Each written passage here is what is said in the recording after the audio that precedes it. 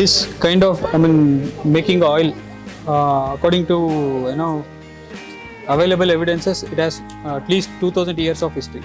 So you can see the same, this we call as Ghana in Kannada, and in Telugu it's called as Ghani, in Tamil it's called as Chekku, and even in Malayalam also it's called as Chekku.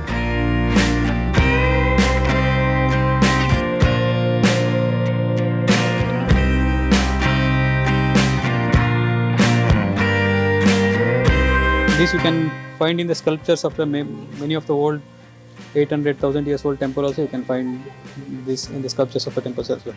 So this is the oldest method of oil making which is available with us now. The specialty of this oil is the cold pressed oil, what we call. Actually, this is the actual cold pressed oil.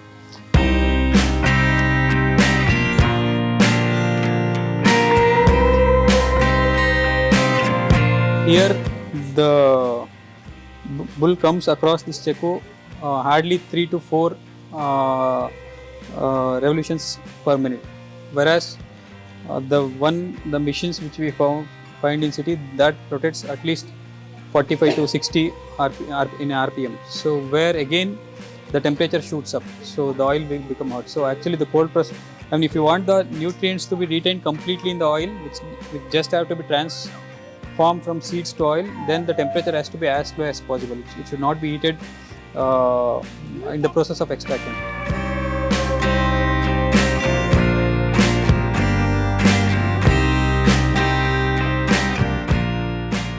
Why the oil is called as cold pressed is because the oil has to be extracted near room temperature. The temperature where we are now, that has to be, even the oil when we get it out of this Chekku, that has to be somewhere close to plus or minus 2 degrees Celsius. It should not be more than that.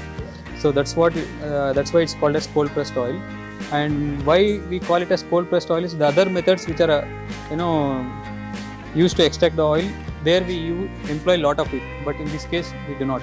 Let it be refining, and also we call it as expeller method and refining method, and also solvent extraction method, and apart from that the regular rotary which we can see across the cities. So when compared to all these things, here we do not employ any heat in any process. So solvent extraction method or refining method, they use a lot of chemicals. And why they use chemicals to extract the oil is because here in our case, after extracting, even the residue, that is which we call as oil cake, that 12 to 18% of the oil will still be left with that. But in case of refining, they want to take out completely out of it, so they use hexane, benzene and mild acids in that process. So that is the reason why they do refining, because they add external agents to produce the oil. In the end of the process, they want to take it out. They cannot sell it as it is.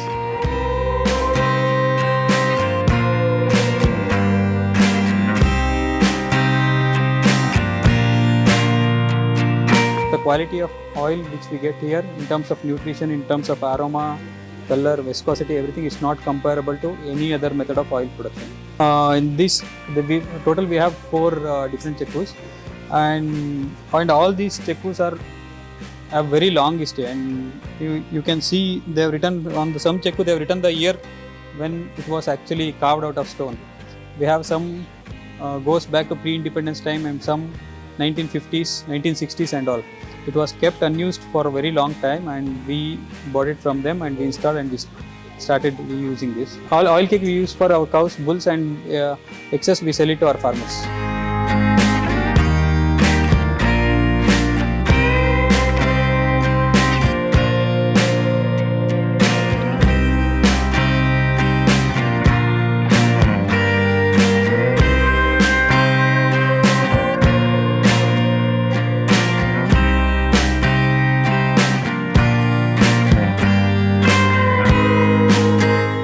After starting this, by interacting with those people, what we have understood ourselves is they are just there for the sake of making money.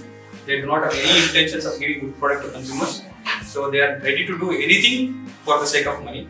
That's what just a story of ghee alone. So there are many such products that they do it.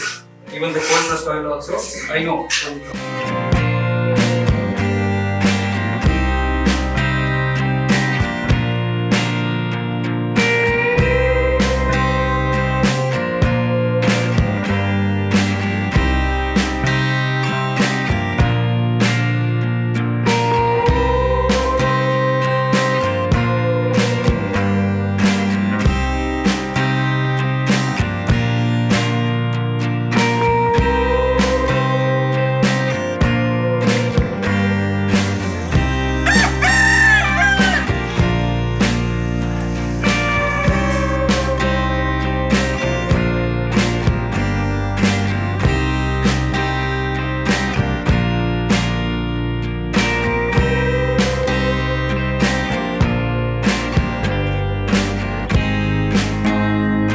Just to make few people understand like how much it costs to produce a pure oil.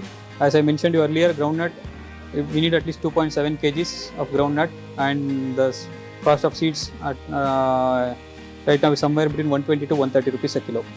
And if we go to sunflower, the cost of sunflower we cannot use as it is. The shell has to be removed to make it cold press. Otherwise, it will become little bit bitter in taste. So sunflower, we need at least 4 kgs of seeds to produce 1 liter of oil. And the coconut, we need 2 kgs to produce 1 liter of oil. And when it comes to mustard, we need somewhere around 3.5 to 4 kilos. Niger, we need 5 kgs.